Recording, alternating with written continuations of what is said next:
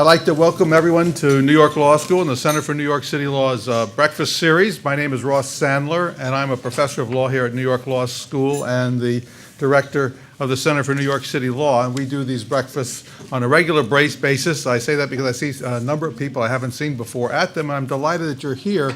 If you'd like to be on our mailing list, just drop your card in the box outside. We usually sponsor at least 6 breakfasts like this each year, and we have one more coming up in April, so please drop your cards off. Today we're looking at pensions and the public issues surrounding that. And we're delighted to have E.J. McMahon with us. E.J. McMahon, Senior Fellow at the Manhattan Institute and its Albany-based Empire Center for New York State Politics. I'm focused on New York State policy. He, in many ways, has been an important public intellectual for New York State. He has worked on state budget issues, state compensation issues for its employees, on public accountability of schools. He's worked inside of government, inside the executive branch, Department of Finance, inside the legislative branch in the Assembly, and has become, through his writing, very prominent in raising issues of great importance. And he's been writing about pensions now before it became such a national story, where we get reports in the Times and the Wall Street Journal, other media, detailing pension issues. I was reading some of his material, and I said, you know, we really ought to get on this topic as well, and so I was delighted to ask him to come. One of the things that I like to do in these forums is to present only one speaker. I love debates, but I think that we learn a lot by having one speaker given an opportunity to really develop the case, really develop a point, explain the analysis that backs it up, and then to answer questions. So we don't debate issues here in that format, but I thought the issue is so important that we ought to invite somebody else on the topic, and so our next speaker will be Lillian Roberts of DC 37, and that will be in April, and you'll all receive notices of that as well. So today, though, we're going to talk about pensions, and we're going to talk about it from the point of view of E.J. McMahon, who has written about it extensively. I'm delighted to welcome to our podium E.J. McMahon.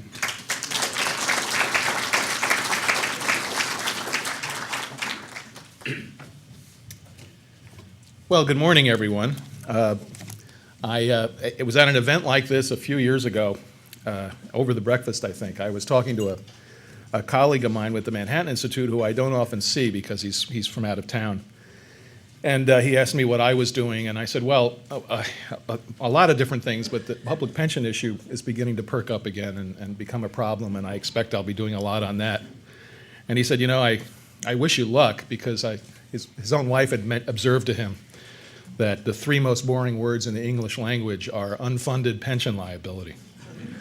I had to agree with him at that point, and a lot of the task of discussing this involves attempting to demystify some of that. So I congratulate you on having a high boredom threshold, although I understand that that's not necessarily the only motivation.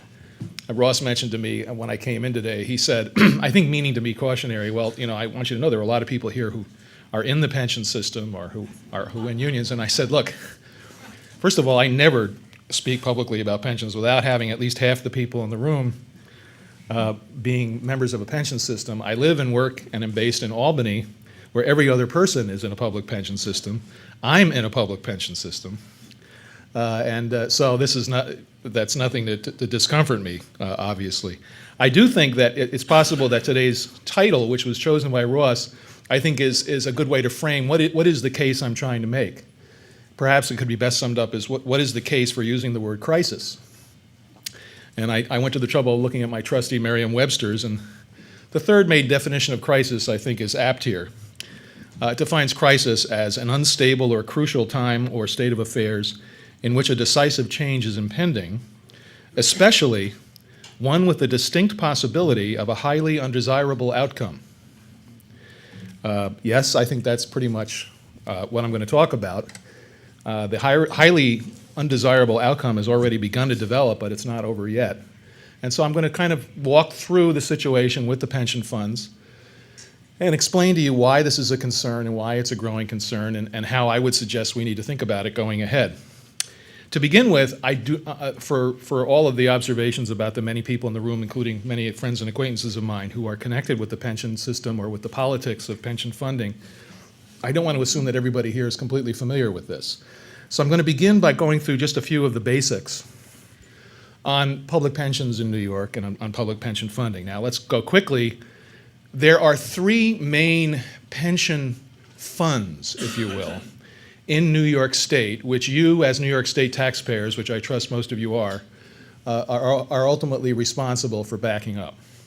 There's a New York State and local retirement system, which is I think the third largest in the country, which has within it two retirement systems. One is NISLRS, the employee retirement system. It's basically every employee of state and local government, of the state government, and every employee of local government outside of New York City, except for school teachers, which we'll get to in a moment. Also within that fund is the New York State Police and Fire Retirement System, which is all local police and firefighters outside New York City. And as you can see, these are two very big systems. There are almost 380,000 retirees in the system, and then there's another nearly 700,000 working members active in the system. Next, there's the New York State Teachers Retirement System, which covers every professional educator who works in the public sector outside New York City, plus a few others here and there in different types of institutions. That's a pretty large pension system. Then, of course, here we are in New York City, there are the funds that concern you most here in New York City. There are the New York City retirement systems. Now, the systems I just mentioned are two big pension systems that have literally thousands of employers belonging to them. The New York City retirement systems is basically 5 systems or plans, if you will, all held in trust for one large employer, the City of New York. So the largest, I believe, is NYSERS. By the way, members of most transit authority workers and some other workers are also in NYSERS, which is a reflection of the history of the authority and the fact that these people used to be city employees. So the subway workers, for instance, are in NYSERS. So there's NYSERS, that's big. The next largest is the New York City Teachers Retirement System, which is about half as big as the New York State Teachers Retirement System. I think it may have actually more retirees, or close to as many. The New York City, the smallest plan is the Board of Education Retirement System, which is kind of a small catch-all that has all sorts of different people in it, not just Board of Education employees or employees of the former Board of Education. And then, of course, last but not least, in the last two, Police Pension Fund and the Fire Pension Fund. Now, how do defined benefit pensions work? Again, excuse me, those of you who are very, very familiar with this or even do it for a living. They deliver a stream of income based on career duration, age at retirement, final average salary, and occupational category. Occupational category being an especially important consideration in New York City, whose plans have a proliferation of occupational pension plans, literally dozens and dozens of them that have grown up over the years for different occupations. Now that stream of income, by the way, is a decent stream of income. In fact, you'll see in today's Times, in the front page of the business section, a story about the funding problems of public pension systems, which also divulges the results of a new nationwide study that an independent actuary or finance professor has done that says that the wage replacement rate from New York State's public pension funds is the second largest in the country. And again, if you look at just broad census figures, the average pension, public pension, for everybody who's ever worked in a public pension system, which includes a lot of people who retired a long time ago, and a whole lot of people who work only for a small part of their careers for government and thus have relatively small pensions. The average pension for all people receiving a public pension who live in New York is about $27,000. Now, the teacher who retires tomorrow is not getting that. He or she is getting about 70 if they've been around for a long time. But the average for every public pensioner in New York is $27,000. That is double the average for those receiving private sector pensions. And public sector pensions generally are, and for a long time have been, more generous than the surviving private sector pensions. We can get into more of this later. Second, they're financed by investment returns, employer contributions, and for most non-uniform personnel, employee contributions. Outside of New York City, a lot of the cops and firefighters were not contributing until recently. I'll note, when we talk about finance, I don't go into this in a lengthy digression with slides, that one of the key issues, one of the pivotal arguments or focuses of the arguments over pension finance in the United States today has to do with the method used to discount the net present value of the pension obligation. When you're funding something out of a large central pot of money, it's absolutely crucial to know what is the discount rate I'm using to assess the value of this. As you may have heard, the very big difference between public pension funds and private pension funds is that public pension funds are permitted and indeed required by GASB, government accounting standards, to discount their liabilities using their assumed, that is hoped for, rate of return on their investments, which has customarily been 8%. They're beginning to come down in some places. It's still 8 for New York City, although maybe coming down soon. In the private sector, you have to discount your liabilities using something closer to a market rate, that is a risk-free rate. Private pension funds invest as aggressively in many cases as public pension funds. That is, they target a rate of return of 8%, but they discount their liabilities at a lower rate. The lower the discount rate, the bigger the amount of money you have to have available to cover the benefit. A very important consideration, keep it in mind. In New York State, the Constitution, New York is one of a handful of states that not only through court decisions and laws, but through a constitutional provision says that pensions are contractual, not to be diminished or impaired. Now, that doesn't just mean the pension someone retired is already receiving. The vast majority of people, I think, would acknowledge very readily that there should be, for everybody, a protection against a diminishment of a benefit that you are receiving.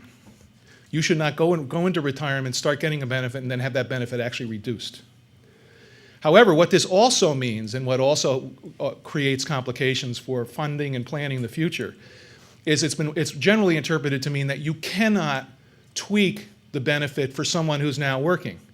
Somebody this morning, somewhere in New York City, is just signing the papers now to enter the city retirement system. That person may be a 23-year-old woman who's signing up to be a cop.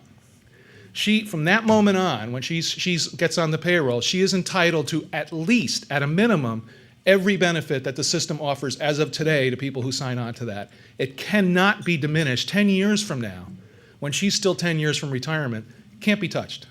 Nothing can be changed. It can only be increased. It can only go up. And that's part of the problem. It's not changeable, it's a complication. There are statewide, there's up to 5 basic tiers based on hiring date.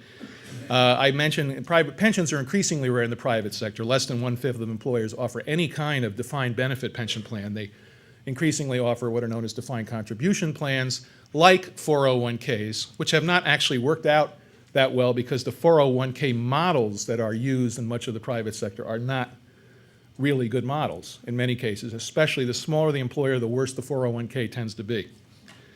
Employee contributions to public pension plans in New York and most states are capped at low rates of salary, and they're fixed. So the employer contribution fluctuates as a rate of payroll. That is another key issue that we're now going to discuss and focus on in what we're now going to look at. And in fact, as the city comptroller pointed out in a report he did on public employee compensation in the city just a couple of days ago, employer contributions to the pension funds may vary dramatically from year to year based on the financial condition of the employer, past returns at the fund, and overall status of the plan. Yes, exactly. In computer terms, this is not a bug, this is a feature. This is the problem. So, alluding to that problem, in 2003 we published a report warning that this system, which contributed to a previous budgetary meltdown in the Empire State, which would have been in the 1970s, will remain a ticking fiscal time bomb if it remains unchanged. Well, it remained unchanged. In fact, to some extent, for some plans, benefits were further sweetened after we wrote that report. And here is the result. As Governor Cuomo observed in his State of the State address, the costs of pensions are exploding. Think that's an exaggeration? Think again. Here are the employer contribution rates as an average of payroll starting to the New York State pension funds. Remember I described three of them to you, so you've got those three strands there. Those are those three lines. Pensions are funded on the employer side. The public pension funds get a lump sum every year, once a year from the employer, generally once a year, maybe twice a year in the city funds. And it's a percentage of payroll. The system sends the employer a bill and says, give us X percent of your payroll. It's not like a biweekly deduction from the paycheck, except for the employee's contribution, if any.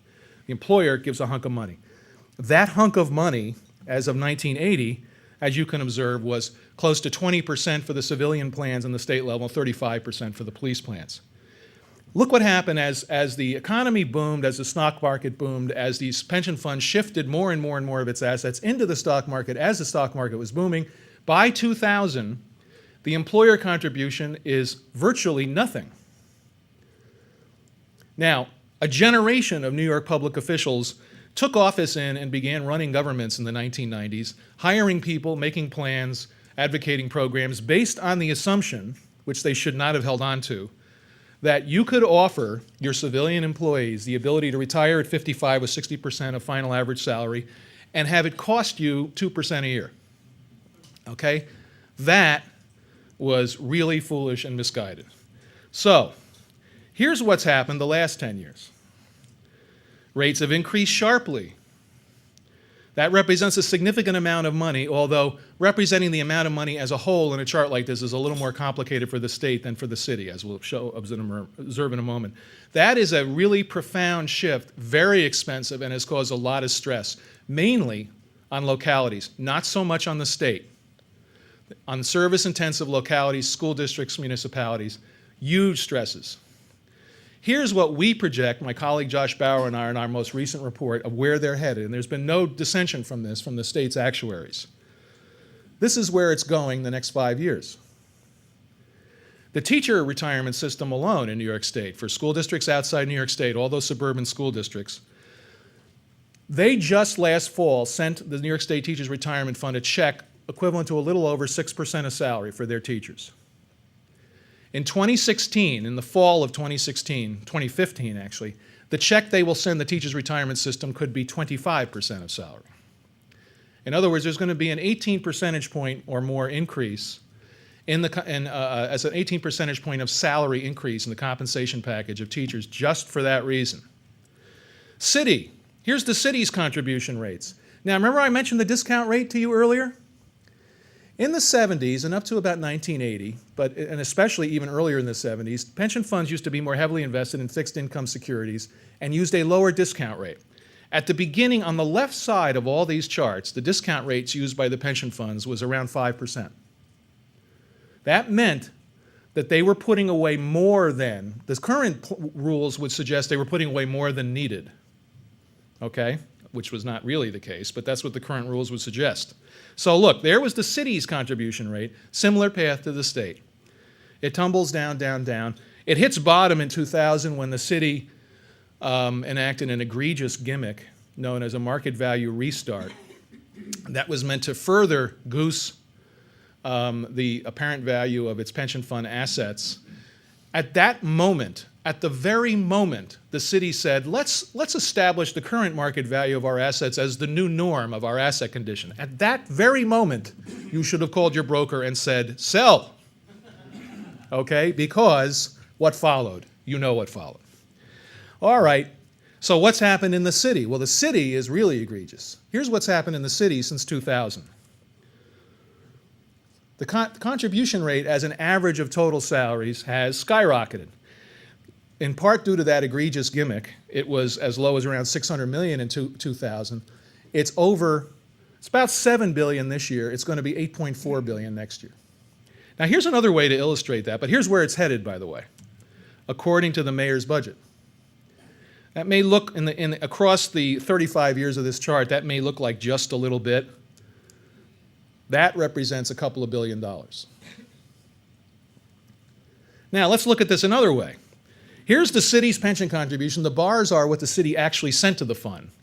And if you'll notice, from 1980 to 20 years from 1980 to 2000, The pension contribution was within a band, a fairly narrow band of between $1.3 billion and $1.7 billion. During the 90s, it averaged about $1.4 billion. The red line, to help you get an idea of the relative cost of this, is pension contribution as a share of the city's tax collections. Note, in 1980, it was over about 20% of the city's tax collections, and it tumbled. All right, here we go again. This is where we are. This is where we've come. That is what's known as a crisis, an undesirable outcome.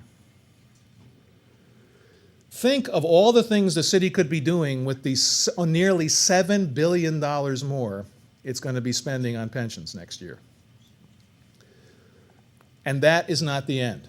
Here's where it's going still, according to the mayor's financial plan. So that's the problem in a nutshell. Now, to explain to you further the problem of the last 10 years, let's look at pension fund assets. These two pension funds through this past decade, the state just recently changed its discount rate, were assuming, their planning, the billing, everything that they did, assumed an 8% annual rate of return on average on their assets. What actually happened? Well, these three bars are the three funds for the last decade. Two of the three funds, as of 2010, had less assets than they had in 2000. The third, which was Nisler's, had very slightly more. Now, if you think you can do the math in your head, you're supposed to be gaining 8% a year. Instead, you've ended the decade having essentially made nothing. Now, their average rate of return actually was not zero. Their average rate of return during a very volatile period, and you can see the volatility there, I think was 3 or 4. But they had money going out, of course. What was that money going out? That's the benefits. The benefits paid out by all these funds collectively doubled from about $12 billion a year in 2000 to $24 billion a year last year. So they're sending out more and more money every year. The benefits they're paying out now are $24 billion. Their assets were not growing steadily as they hoped. Here's another way to look at it. The state teachers' retirement system, the bars are what the teachers' retirement system contributions have been over the last 10 years. Now here's what were the employees doing? Well, the employee contribution dropped off was lower, that it was about the same to begin with, and dropped, and then as the bars skyrocketed, dropped. That's because the state adopted pension sweeteners in 2000, another signal to call your broker and yell sell. When you read that a number of states around the country are sweetening their pension contributions because their assets are performing well, sell. Because a lot of states did the same thing in the late 1990s because it was never going to end. Let's sweeten benefits. One of the ways they sweetened benefits was they said that every employee would work for more than 10 years. This is now in the civilian systems of the state and pretty much the city. Doesn't have to contribute anything to their pension anymore, and they are not. Due to the constitutional provision, that can't be changed. Here's the impact on the state system. Same thing. Employee contribution has dropped right when the stress on the system got worse. City systems, in honor of St. Patrick's Day, I made the city green. Same thing. It didn't actually drop. It went up slightly because it also includes some contributions that employees made for a series of early retirement plans that were enacted during that period. All right, what did the state do about this? What can we do about this? There's nothing prudent and responsible you can do to head off the coming increase in pension contributions, which is not to say that the state comptroller has not, in fact, initiated and had adopted a plan that purports to do something, but what that plan amounts to is illustrated here, is basically put in what you owe for some of it and put an IOU in for the rest. This does not affect the city, except insofar as you're all taxpayers. The employers in the state plan, not the state teachers plan, the big Nisler's plan, including the state government, the comptroller had a bill which the legislature happily adopted to cap rates, meaning no matter how high the rates go up, it can't go up more than 1 percentage point a year each year as a way to moderate and mitigate the increase. Well, of course, what this does is it pushes what you owe into the future because the percent you don't pay that you should have paid is rolled into a 10-year note that's repayable at 5-year interest. And so any employer who opts into this plan will have a pile of 10-year notes, IOUs, stretching out to the middle of the next decade to pay back the portion that they're not paying now. Once you're in, you can't get out. And there will be a new minimum contribution rate of 4.5%, however, in the future. Again, this plan was devised with a mindset that said everything is going to go back to the way it was eventually, and we're going to keep doing things the way we have been, therefore this is a good idea. Now, this to show how this works, see the pink part at the top of the bar? If everybody opts into that plan in the state system, by 2016, they're all going to be paying more anyway, because they're going to just owe more and more and more each year because they're kicking more and more down the road. Again, that plan is prudent only if you think we are about to relive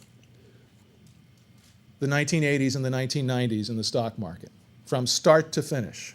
That plan is perhaps prudent, although I'd still say it's imprudent. Now, I talked earlier about discount rate. The plans at the moment, using their own preferred actuarial measures or the measures promoted by GASB, are not quite fully funded. And the contribution increases that they're promulgating are intended to get them there, and therefore they're not far off fully funded, although the city funds are a little further off. However, if you measure the funds using a market value of assets right now against the market value of their liabilities, that is, value their liabilities using a risk-free rate. The benefit's risk-free, remember, it's risk-free. Remember, if you're a recipient of a pension, including me eventually, there's no risk to you. So if you use a risk-free rate, the market value liability of the state funds, Josh Barrow and I estimated, is basically represents an unfunded liability of nearly $121 billion. That is, instead of being fully funded, the three major state funds are between 61 and 69% funded, or were as of 2010. Now, they've made back some of that in the past year. They've had a good year, but not enough to eradicate more than a portion of that number. Here's the city funds.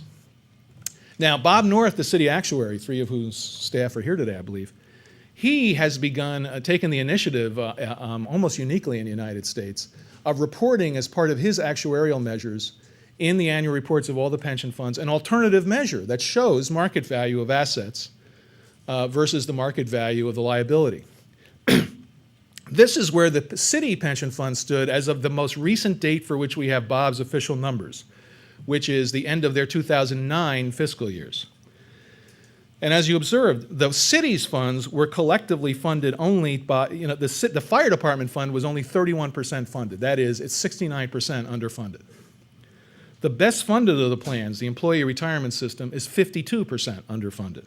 The collective unfunded liabilities of the city pension plans is $109 billion by that measure. Again, they've made back some money in the past year and a half. It's been a fairly good year for if you're 70% in equities or alternative investments as they are, although alternative investments are something of a black box mystery in terms of their value and rate of return.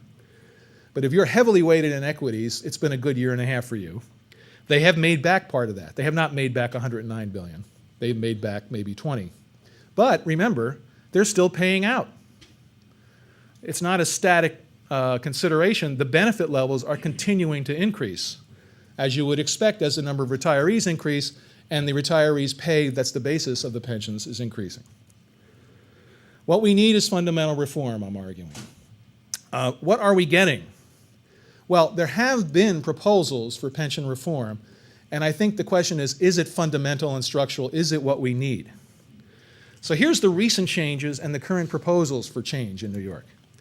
At the end of 2009, the state enacted what Governor Patterson, the legislative leaders, proceeded to trumpet as landmark reform.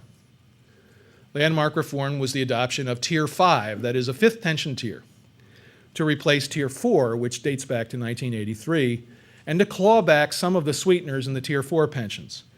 Now, note this table. I won't go into it in painful detail. It raises the retirement age. It restores the career-long employee contribution. It increases the vesting period from 5 years back up to 10, et cetera. But note, the Tier 5 benefit for most employees is basically now what the Tier 4 benefit was in 1983. This reflects another syndrome. We've lived through 2 cycles of this, politically and historically, in New York. No matter what the pension system is at its outset, employee groups will lobby naturally, by the way, appropriately. They exist to get more for their workers. They will lobby relentlessly for something that is generally described as tier equity. Tier equity is making the latest tier closer to what the original tier was. The golden, the golden grail of tier equity in New York is Tier 1. Some of you may have Tier 1 pensions, and you might be saying, you're darn right it's Tier 1. Tier 1 is the golden grail of tier equity, and so every union agenda on pension changes throughout time, or throughout the last 40 years, has been tier equity aimed toward getting closer back to Tier 1.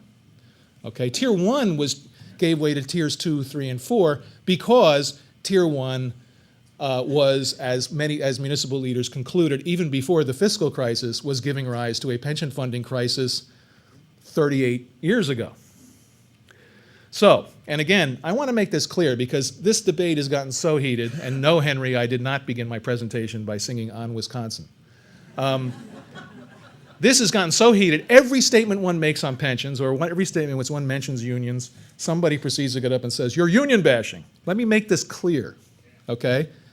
The unions are doing what the unions are supposed to do. You give a union a set of privileges and a set of basic rules to go by. A union exists to protect what its members has and get more. That's what unions do. And so naturally, when you claw back pensions and say, no, we've got a new tier for new hires, unions will very reluctantly agree to that, although their agreement is not required, by the way, and then they will seek to try to get it back. That's what happened with Tier 4. The current generation of union leaders all signed on, most of the ones in Albany, signed on to the state payroll when the Tier 4 pension was what the Tier 5 pension now is. All right, where are we? Governor Cuomo says he wants to have a Tier 6. Now, he's not actually put out a proposal. Kind of buried in a report put out by his so-called mandate relief redesign team was an outline of what he means by that and what he intends to pursue. And this is a fairly typical approach. Most states, no matter whether the governors are Republicans or Democrats, are doing a model of this. That is, you keep the current paradigm, as I described it at the beginning, the current public pension defined benefit paradigm. You keep it in place, but you do these 6 things. Higher employee contribution, higher minimum retirement age, lower pension multiplier, that is the percentage times the number of years you work that determines your pension, a longer vesting period, exclusion or tight restrictions on overtime, and other details to follow. All right? This is a basic model. It's been proposed in Massachusetts. It's been enacted in Illinois to a fairly extreme degree in terms of a high retirement age. You see it all over. In fact, you see it here. This is what Mayor Bloomberg has proposed. Mayor Bloomberg, the general outlines of Mayor Bloomberg's proposals for civilian employees, for instance, is pretty much in line with this. A higher employee contribution for the basic plan, that is, as opposed to voluntary plans that allow for early retirement that you pay into more now. A minimum retirement age of 65. It's now as low as 55 if you're in Tier 4 with varying degrees of service. A lower pension multiplier, vesting after 10 years. And then there's a different set of proposals for employees who are uniformed, that is, police, fire, sanitation, and correction officers. Here's a quirk. The mayor has proposed, and with the objective that I think is the right objective, in the hopes that this can help him come up with better pension rules, he has proposed changing state law. State law now says that pensions are not collectively bargained. It doesn't say you need not collectively bargain. It says you're prohibited from collectively bargaining. Now, what has happened in the 38 years since that provision was added? Pension changes have been collectively bargained. Increases, okay? That provision was adopted because so many costly pension sweeteners had been collectively bargained, especially in New York City. So it outlawed collective bargaining. Now, what it meant was you could give away something in collective bargaining through the device of saying, we have a side memo, we've agreed to ask the legislature to do this, and it would be done. But you can't go to the unions and say, we want to make a change. What it also means is that your elected officials, this is a rare case under the Taylor Law, where elected officials have the right, acting on our behalf, government and non-government employees alike, to change the pension system in a way that's in our best interest without asking the union's permission. The problem is that that is never done. And you will not get fundamental change because if you're the union, why would you ever agree to that? That's the basic problem. So here's what I think the fundamental reform goals have to be. And I think there's a growing cross-section of people who kind of see this. The taxpayers need an affordable and predictable system of funding these things. What I illustrated to you in the beginning was neither affordable, neither predictable nor affordable. It's volatile and it's unsustainable. We need to eliminate open-ended long-term liabilities that exist under the current system. The issue of the discount rate and the way the pension funds account for themselves is a whole other issue, very complicated, that I would not begin to get into. Retirement security and flexibility for employees? Yes. In fact, I think that because the picture is so muddled, so messed up, and so inadequate in the private sector, that in fact, the public sector can be a venue for experimenting with plans that can work for everybody. That can be a model for private sector employers. There's a way to do this right. Is there a way to do it that guarantees you constitutionally, no matter what, a tax-free stream of income that will average 77% wage replacement rate, as the Times reported today? No. No. No, there's not a way to do that.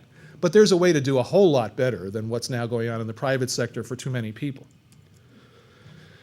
We need minimal opportunities for distortions and gaming. This is, again, about human nature. So many stories. I annoy reporters who call me. I get called from around the state saying, "We got a story today. It says, a police captain in our town. You know what he was doing? He's got $180,000." And I'm supposed to be the guy who provides the obligatory soundbite that says, "That's terrible. He's evil." Okay? Look, the incentives are there. This system creates incentives to game it, to think real hard about how to maximize your pension, and to do it. I worked in and supervised an office of people in state government who were very dedicated for the most part. Not 100%. It is a group of human beings, after all. But if you are getting into your late 40s, your kids are beginning to grow up and leave the house, and you begin to become conscious of this pension that you have, guess what? You start planning just incessantly, start just obsessing over your pension benefit, okay? And people are laughing, you know it. That's human nature. It's not because you're not as good as somebody out there on the sidewalk who's got another job. It's because when you've got this, once you realize you've got it, it can become the focus of your life. That is not a good thing. And the fact that people can game it almost entirely in legal ways, legally, should not surprise us. That is also not a bug, but a feature of the current system. So here's the way I would suggest that we have two options. There's three ways to go about changing the current system. One is the way I discussed, which is take it and whack it down. This is just take the existing DB plan and whack it down, claw it back. That's what we're now seeing proposed. There's two other ways of doing it. One is pure defined contribution. Josh Rao and Robert Novimarks, who did one of the seminal studies of the underfunding of public pensions, wrote a paper in which they note that the guidelines for a defined contribution plan, and this is true in the public or private sector, automatic enrollment, matching employer contributions, low fees, good choices, sensible default allocations, and reasonably priced offers for annuities at retirement. That's crucial. An annuitized retirement package is one that does provide an income stream until you die. Can even provide a remainder for a spouse. This is something we don't talk about enough. Thousands of SUNY professors and CUNY professors have it. 62% of SUNY employees, like other public university employees, voluntarily opt into a plan just like that, exactly as he described there. And the employer obligation is fixed, unvarying, predictable, knowable, and sustainable. Now, the Michigan State Plan is the closest thing to a pure 401k in government. They implemented it in 1997. Half of the Michigan workforce, Michigan's got lots of problems. It doesn't have as big a pension problem on the state level. Half its workforce is now in a plan that has a fixed, unvarying, flat employer contribution rate and no unfunded liability. I think the employer contribution rate in Michigan is a little lower than we should seek or even get away with in a plan in the public sector.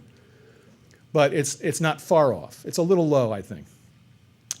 The SUNY CUNY plan I mentioned. Another option, and we're seeing more and more of this, and I'm working on a few variations myself, is a hybrid of a defined benefit and a defined contribution. This is not a brand new concept. The feds did it in 1983.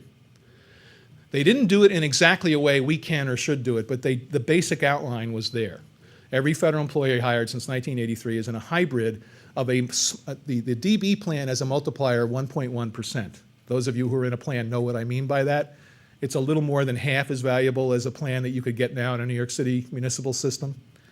And then there's this thrift savings plan. The difference is that the thrift savings plan allows you to invest in a default bond that has a guaranteed rate of interest, a special federal bond that has a well above market rate of return. You can get away with that in the feds because accounting is something of a fantasy with the feds. Then there's a Utah model. Utah did a really interesting hybrid. I won't get into describing it right now, but it actually has a really interesting approach to you get an option going in, you can choose a pure DC or this hybrid, and it has a really interesting way of both fixing and capping at one flat rate, 10% in Utah, the employer contribution, while having risk sharing between the employer and the employee. Very interesting approach, and I think it's a promising approach. But the final analysis, I think, is this is what we're doing. The numbers I mentioned to you earlier, the size of the unfunded liabilities, the mounting costs of the pensions, and the costs that are going to keep going up in the future, they're unavoidable. That's a debt. That is simply a debt. What I'm proposing in the way of reforms, what I just outlined, will not fix that problem. It will not fix that problem. We need to encapsulate that problem and deal with it in some manner because it is what it is. But we also need, as soon as possible, to stop making it worse. And I think that's what fundamental reform will bring us. So with that, I'll conclude my remarks and we can do Q&A. Well,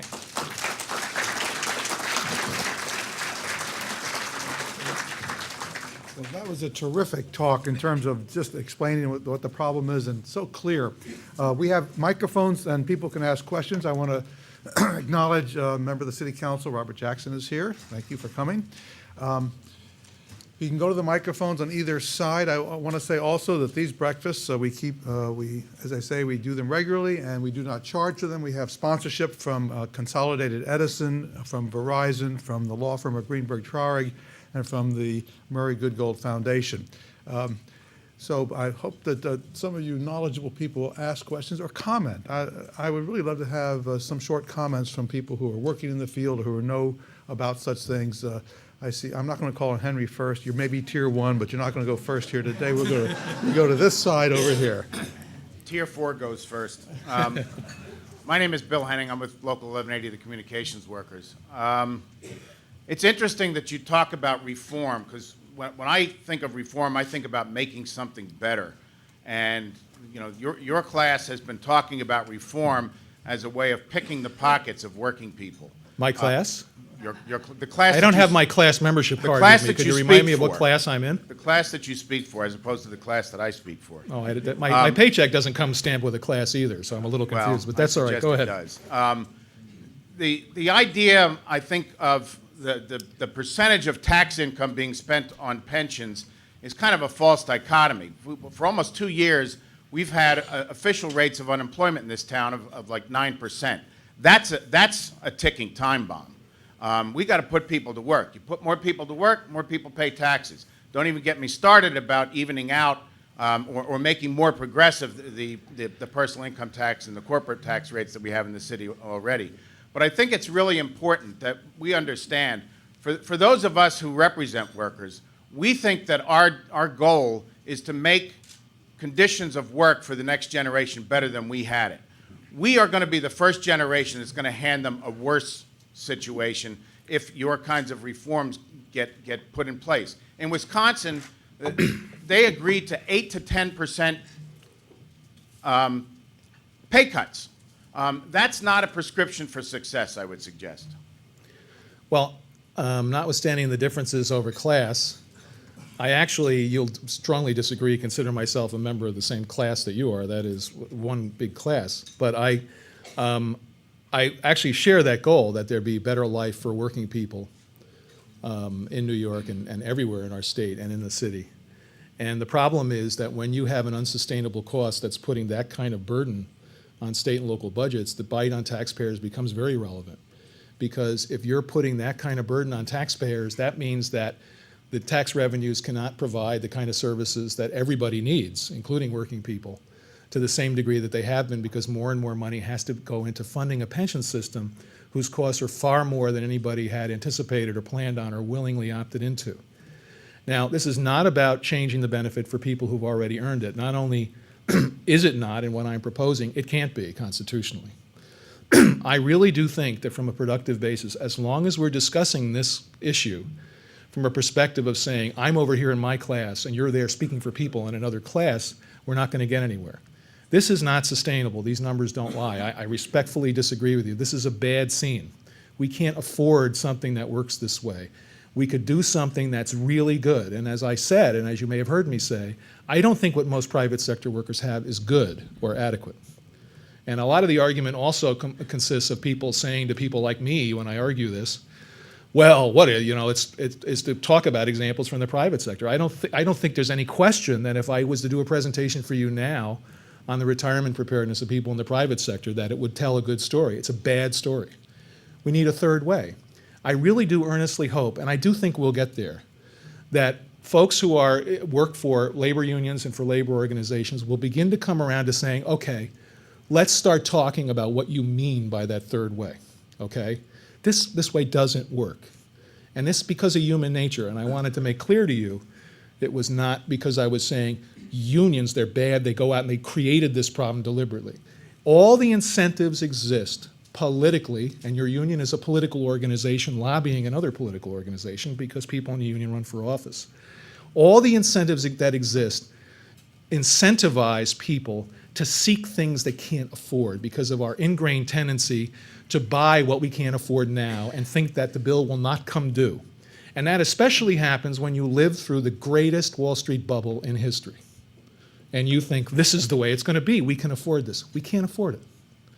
And I really do earnestly hope that we can have a discussion, a give and take, in which people from labor and management sides in general, if you will. And management, remember, is the taxpayers, including the same members of those unions, working people, that can come together and begin talking about this on different grounds, because I think that's the way to do something sustainable that can potentially serve as a model for the economy in general going forward. So I respectfully disagree, and this is my bottom line. Let me just interrupt a second. Come back. What about the state leadership of the state unions? Are they participating in Albany with Governor Cuomo? Do you see any movement there? Well, on pensions, I think the problem is that, and this is ironic, again, the state law says thou shalt not bargain pensions. And yet the approach of politicians, the tier 5 is what you get when you bargain pension issues informally with a union. You say, we need savings. That was informally bargained with the state unions. When you informally bargain pensions and set the level of what it is you think you can achieve to match what you think a union will go for, that's what you get. Because if you're in one of these unions, you're not going to come to the table saying, sure, we'll talk about a different model. The pattern so far is no, we will not talk about that model, and if you bring it up, we're leaving. What political leaders need to do is take the leap of saying, we want to talk about this other model, and we're going to talk about it whether you like it or not. Now, would you like to share ideas on how it could be structured? Because also, in my experience, the smartest people on employee benefits and in thinking about a lot of this are people from unions. They think a lot about employee benefits, structures, what's best for the employee. If they would come to the table and say, look, here's how to design it, you'd have a discussion. But if you say, we want pension reform, what are you willing to do? What you get is tier 5. With the union in its mind, and I've talked to union people, believe it or not, I've got friends in the union movement and the public sector movement, and they knowingly will kind of resist all the way, agree to something like this, fully expecting that we can always claw it back. Because again, you're talking about a pension plan. It's 20 or 30 years before anybody's going to retire under it. That's the problem. So I think it's not clear to me now that Governor Cuomo is taking a different approach than Governor Patterson. That's the great unanswered question. Let's go this side over here. Henry. Well, I want to just appreciate the first questioner because he put it in terms of the class struggle, and we don't hear much about that these days. And it's good to see the torch is still being carried. There are a couple of pension abuses you didn't mention. One is the use of overtime to pad the salaries of people who are leaving. And second is the use of the disability benefits, the overuse by people who are perfectly healthy. Would you comment on that? On the first question, clearly in much of the state there's a problem with the overtime. If you look in, particularly with regard to police departments outside New York City, it's rife that there are people retiring with pensions larger than their salaries. There are 400 retired Nassau County police officers, that's 400, who have pensions of more than $100,000. Most of the Yonkers police who have retired in recent years have retired with pensions more than their salaries. I think that that clearly is an example of what overtime spiking does at an extreme. I'm not dug into the disability issue enough, and I don't understand. I know that 9/11 is supposedly driving a lot of the firefighter retirements, which are 2/3 on disability now, I believe. The controller put out a report this week, Comptroller Liu, on municipal compensation that I disagreed with almost in its entirety, but it had in it some interesting data that I'd like to look at more about the extent to which overtime really does drive, or overtime abuse drives police pensions. And I'd like to look at it more, and I can't say in general. Clearly, it has an impact. I mean, I've just talked to a cop on the street about the overtime, about why somebody near the end of their career would seek more overtime, and it's capped, and it is capped now, and it's going to be more tightly capped under Tier 3, but there is an overtime incentive. It's another case of an incentive that I think distorts behavior. So it's a problem. The one reason the firefighters' pension fund, the main reason that it is the most poorly funded city pension fund, and I think approaching dangerously underfunded, it's a really underfunded plan, or getting there, is because they had this surge of disability retirements. I believe 2/3 of new retirees are on disability, and they're earning pensions higher than they would earn if they had a normal pension plus the so-called variable supplement.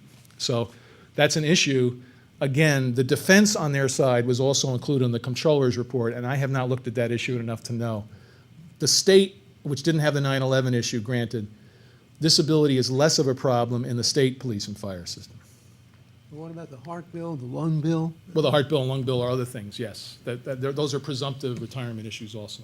On this side. Hi, Jonathan Gelman. I'm a potential retiree. Question. A lot of what you said about age changes, vesting, contributions, actually was quite impressed with. But there was, at the end, you were talking about defined contribution. And I wonder if you could flesh that out a little bit so that we're not just talking about people putting their money in the stock market.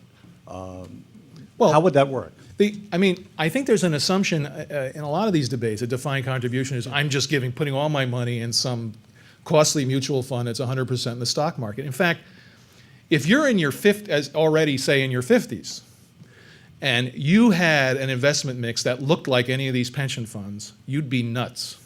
Okay, you should be. There's talk about life cycle investing you've heard about.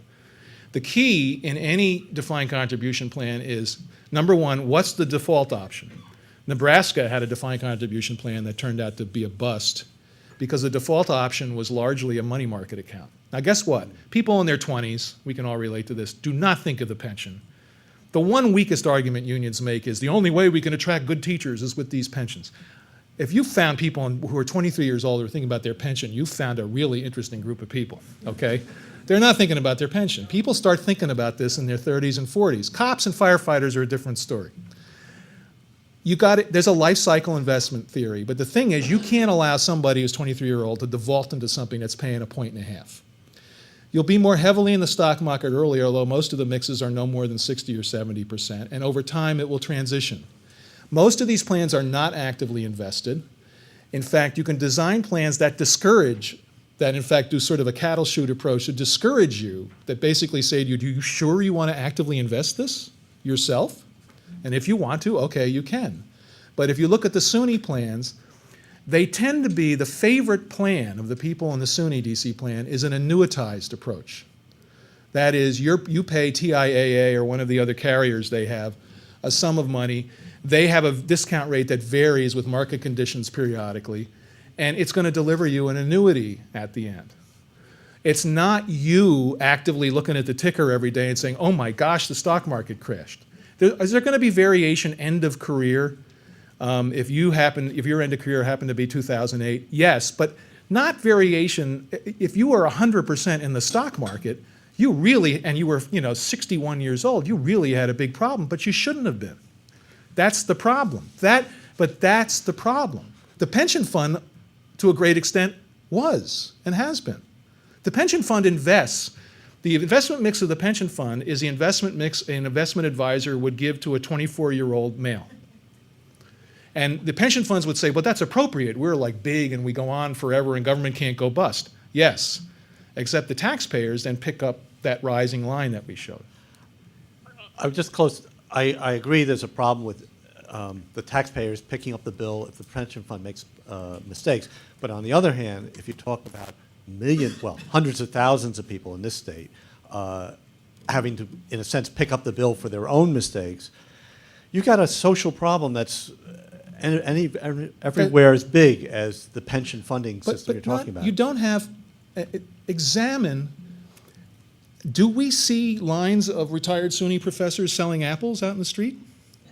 I mean, they're not, this is, if you have a good plan that you're putting a lot into, that is properly balanced on a life cycle basis, that makes it hard for you to take money out, and discourages active fidgety investment, unless you absolutely insist on it, and you can even curb that, you're not going to be broke when you retire.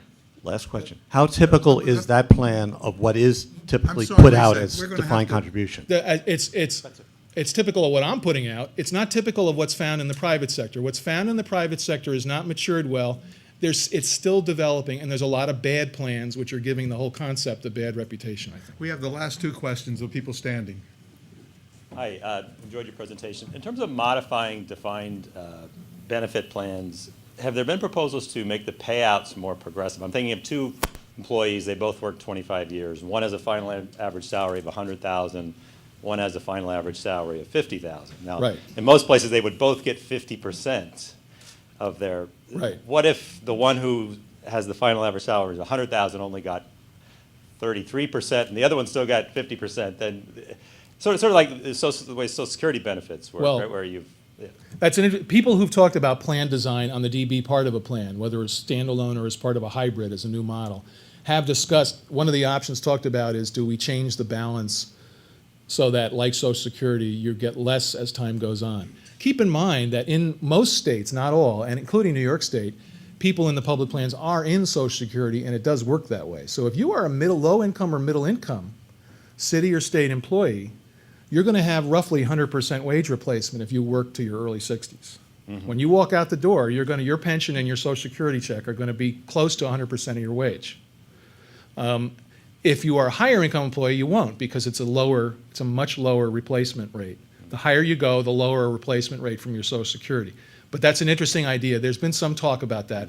There's also been talk about whether you use career earnings rather than final average salaries, because there are efforts to manipulate. There are cases, and I've seen them. I mean, you could be somebody who was in the system for a long time, on some basis that paid a relatively low salary, and then you came back, you made another career for yourself, you get into your late 50s, you've made some friends, and you can get a political job paying a lot more.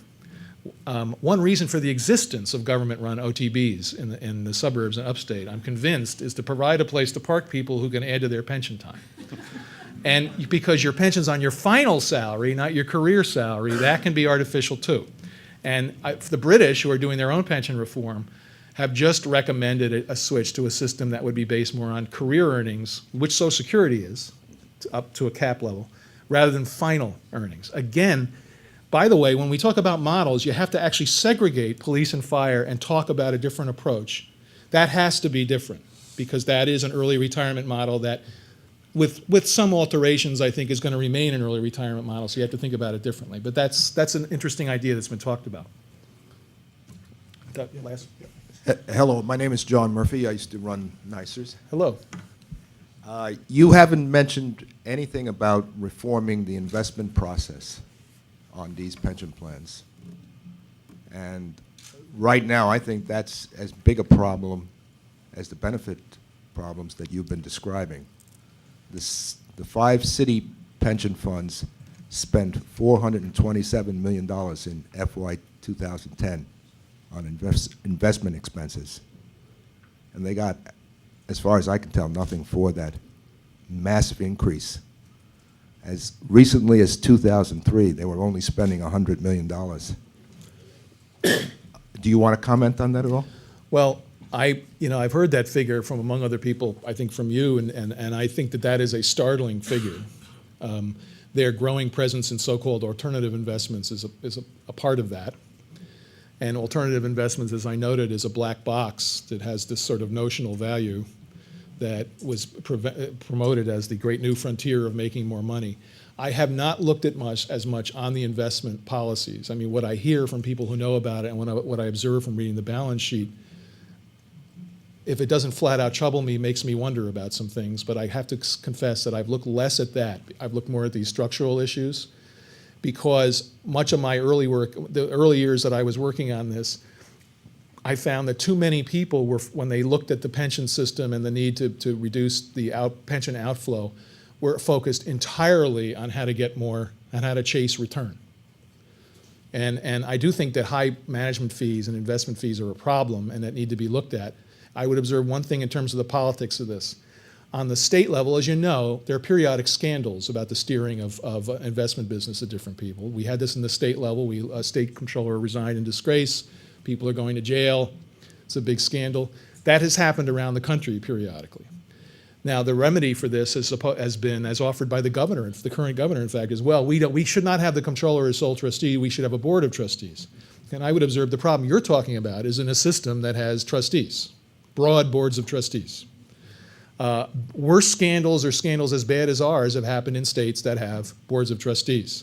So one thing I would say for sure, whatever the nature of that problem, I don't think the pension system governance model is going to fix it. And I think that New York City is a case in point.